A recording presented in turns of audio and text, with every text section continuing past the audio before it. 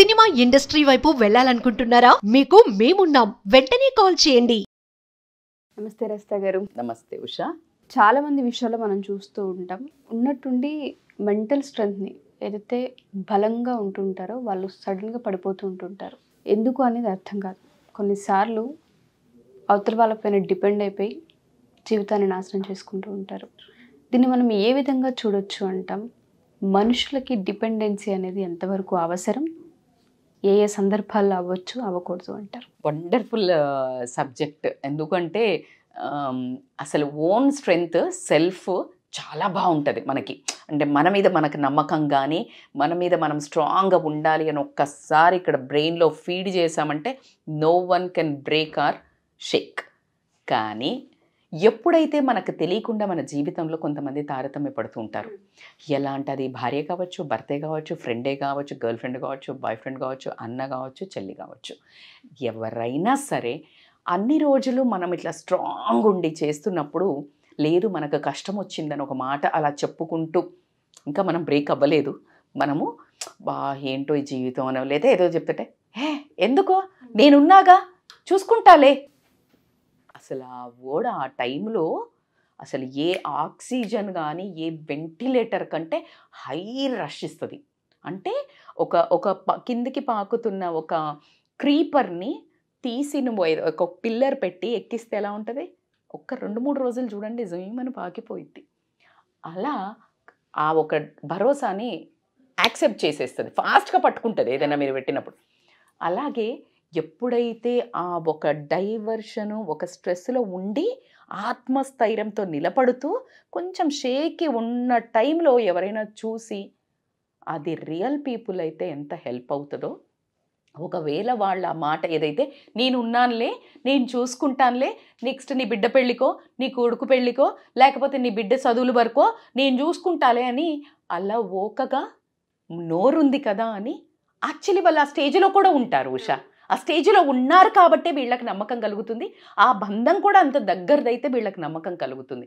కానీ ఇక్కడ వచ్చిన మిస్టేక్ ఏంటంటే ఎప్పుడైతే వాళ్ళు ఉన్నారు కదా అని ధైర్యంతో వీళ్ళు ఒక ముందంజ వేసి నిర్ణయాలు తీసుకొని సరే పెళ్ళో ఇల్లో చదువు ఏదైనా సీరియస్ మ్యాటర్స్ ఇన్ లైఫ్ అని ఆ సాయం కోసం పోయినప్పుడు అసలు నువ్వెవరు అని ఒక చూపు చూస్తారు చూడు.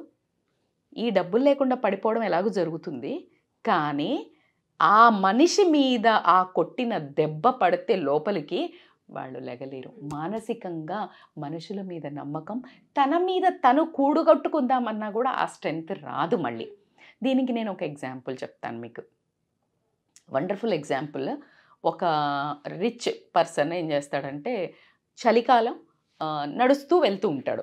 ఒక అతను మంచి కోట్ వేసుకొని హుందాగా చాలా డబ్బులున్న మనిషి నడుస్తూ వెళ్తూ ఉంటాడు.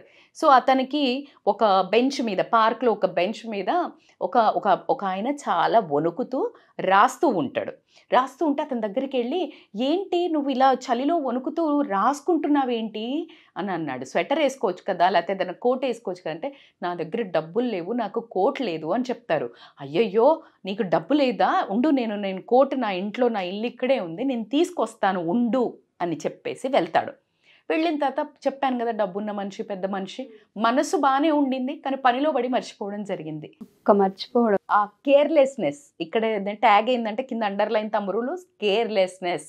నీకు ఎదుటి మనిషి ప్రవర్తన మీద, జీవితం మీద, తన అవసరం మీద ఎప్పుడైతే నీకు అది చిన్నదే నీకు అనిపించవచ్చు, అది వాళ్ళ జీవితానికి ఆధారం అవ్వచ్చు.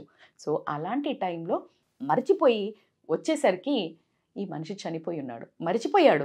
కానీ సడన్గా చాలాసేపటికి ఎందుకో సడన్గా తట్టిద్ది, కానీ పరిగెత్తుకుంటూ వస్తాడు పాపం. కోట్ తీసుకుని వచ్చే వరకు చనిపోయి ఉంటాడు. చనిపోయినప్పుడు అతని చేతిలో ఒక పేపర్ ఉంటుంది, ఇందాక రాసుకుంటున్నాడు అన్నాం కదా మనము. ఆ పేపర్ తీసి చదివితే తన జీవితంలో ఎంత రిగ్రెట్ అయ్యాడంటే ఏమని రాసిందంటే, నేను నా మీద నాకు నమ్మకం ఉన్నంత వరకు గట్టిగా పట్టుదలతో ఆ చలిని లెక్క చేయకుండా ఉన్నాను, కూడగట్టుకొని ధైర్యాన్ని నా మనస్సును కూడగట్టుకొని భరిస్తున్నాను. ఆ అవగేషన్ తప్పాలి, ఆ ఆలోచన తప్పాలి అని చెప్పేసి ఏదో రాసుకుంటూ ఉన్నాను. కానీ ఎప్పుడైతే నువ్వు భరోసా ఇచ్చావో ఆ భరోసా ఇవ్వంగానే నాకు వస్తావు అనే నా ఆశ, డిపెండెన్సీ నాకు పెరిగి నా మీద నాకున్న పట్టుని వదిలేశాను. వదిలేసినాక వదిలేసాక పికప్ చేయడం ఎప్పుడైనా కష్టం. If you see like any engine full ఫామ్లో ఉంటే పికప్ చేయడం ఈజీ. స్టాప్ అయినాక moment of inertia it's a very dangerous. Already అతను ఓల్డ్, ఆల్రెడీ చలిలో ఉన్నాడు, నమ్మకం లేదు, జీవితం కష్టంగా ఉంది. నువ్వు ఒక వెలుగులాగా ఇచ్చి రాకుండా వెళ్ళిపోయావు, చనిపోయాడు. సో అది చూసిన తర్వాత ఇక్కడ చెప్పదలుచుకుంది ఏంటంటే, మీకు సాధ్యమైతేనే మాట ఎలా అంటే, మీ మాట మీద మీకు అంటే వాల్యూ ఎదుటి మనిషికి ఎలాగో పోద్ది మీరు చెయ్యకపోతే. మీరు కూడా మాట మీద నించునే వ్యక్తి కాదు అని మీరు అద్దంలో చూసుకున్నప్పుడు ఏదో ఒక రోజు మీకు తడుతుంది, సమాధానం చెప్పుకోవాల్సిన అవసరం వస్తుంది. నువ్వు మేబీ నేను ఊరికే అన్నాను, నువ్వు ఊరికే చెప్పాను అని అనుకుంటావేమో, కానీ నీ మాట వేరే వాళ్ళకి ఊపిరి పోస్తుంది. ఆ ఊపిరితో వాళ్ళు కొన ఊపిరితో కొట్టుకుంటున్న వాళ్ళను సడన్గా నేను నా దగ్గర ఆక్సిజన్ సిలిండర్ అయిపోతుంది అని చెప్తే ఎలా వాళ్ళు ఊపిరి ఆగిపోతుందో అలా జరుగుతుంది. కాబట్టి నేను చిన్నది చెప్పాను, ఊరికే చెప్పాను అని మెచ్యూర్డ్ ఉన్న వాళ్ళని కూడా నేను ఎమ్మెచ్యూర్గా మాట్లాడి ఏమాత్రం జ్ఞానం లేకుండా ప్రవర్తించడం నా కళ్ళతో 100 మందిని చూశాను. ఏది వాళ్ళు అనుభవించిన వాళ్ళని నా జీవితంలో కూడా చెప్పుకుంటే, ఎవరైతే భరోసా ఇస్తారో వాళ్ళు చెయ్యరు ఉషా. ఎవరైతే మనకి అసలు మనల్ని పట్టించుకోకుండా మన లైఫ్లో ఉండరో సడన్గా ఒక దేవుడిలాగా వచ్చేసి ఒక చిన్న స్పార్క్ చేసి వెళ్తారు. సో కాబట్టి 2 రకాల కోణాల్లో మాట్లాడుకుంటే, ఒకటి చేతగానప్పుడు ప్రామిసులు చెయ్యకండి. ప్రామిస్ అనే వర్డ్కి నమ్మకం అంటే ఇతన్ని చంపడం కాకుండా మీరు కూడా దిగజారడం జరుగుతుంది. అలా కాకుండా ఎవరైతే ప్రామిసులు చేస్తే మీరు నిలబడుతున్నా అనుకుంటున్నారో వాళ్ళు కూడా ఆ ప్రామిస్ని జస్ట్ అంటే ఒక ఎగ్జాంపుల్ చెప్తాను. ఇప్పుడు లంగ్స్ ఎవరైతే దమ్ము తీస్తూ అట్లా ఉన్నారో అనుకో ఉషా, వాళ్ళు స్టిల్ హాస్పిటల్కి వచ్చే వరకు వాళ్ళు సర్వైవ్ అవుతుంటారు. ఎందుకంటే బతకాలంటే తపన, లంగ్స్ని యాక్టివేట్ చేస్తారు అంటుంటారు. ఎప్పుడైతే వెంటిలేటర్ పెడతారో ఆ వెంటిలేటర్ పెట్టినప్పుడు చాలా ఎక్కువ మంది చనిపోతుంటారంటారు. ఎందుకో తెలుసా? ఆ వెంటిలేటర్ పెట్టంగానే ఆక్సిజన్ అదిస్తుంటుంది, వీళ్ళు స్టాప్ చేస్తారు. వీళ్ళు స్టాప్ చేసినప్పుడు ఆ వెంటిలేటర్ది నీకు సింక్ అయ్యి నువ్వు పికప్ అయ్యే లోపల ఈ ఆక్సిజన్ కొంచెం కూడా ట్రై చేస్తలేవు కదా, అమ్మయ్య నా పని అయిపోయింది అని అక్కడ చనిపోవడం జరుగుతుంది. వెంటిలేటర్ పెట్టినప్పుడు నువ్వు ఎలా అయితే నువ్వు ఆ ఆక్సిజన్ కలుపుతూనే ఉండాలి నీకు సాధ్యమైనంత ఆ కొంచాన్నైనా. అలాగే ఎవ్వడు మాటిచ్చినా, అది ఎవరైనా కానీ, బిడ్డ కానీ, కొడుకు కానీ, భర్త కానీ, భార్య కానీ, అన్న కానీ, ఎవరిచ్చినా నమ్మాల్సిన రోజులు మాత్రం కాదు. ఎందుకు అంటే, ఎలా అయితే నువ్వు అగాధంలో ఉండి, ఏది అగాధం అంటే తెలుసు కదా, భూమి ఉంటే ఎవరైనా ఒక తాడు ఇస్తున్నాను వేస్తే అది పట్టుకుంటే అది తెగిపోతే నువ్వు అంతకంటే ఎక్కువ లోపలికి వెళ్ళడం జరుగుతుంది. అది ఇంకా నువ్వు రాలేవు బయటికి. సో కాబట్టి only depend on your own stamina, build your own capability. నీకెంత సాధ్యమైతే అంత నిలబడండి, అంత ప్రయత్నం చేయండి, అంత సాధించండి, మీకుంది ఆ శక్తి.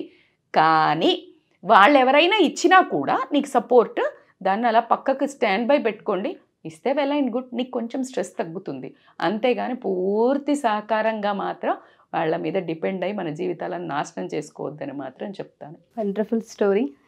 అది మీరు చెప్తుంటే నేను కూడా తెలియకుండా నేను కూడా ఎమోషనల్ అయిపోతానని భయం కూడా వేసింది. అంత బాగుంది. చాలామందికి తెలుసుకోవాల్సిన విషయం, అవేర్నెస్ వీడియో అని చెప్పుకోవచ్చు. థ్యాంక్ యూ రజిత గారు. Thank you so much.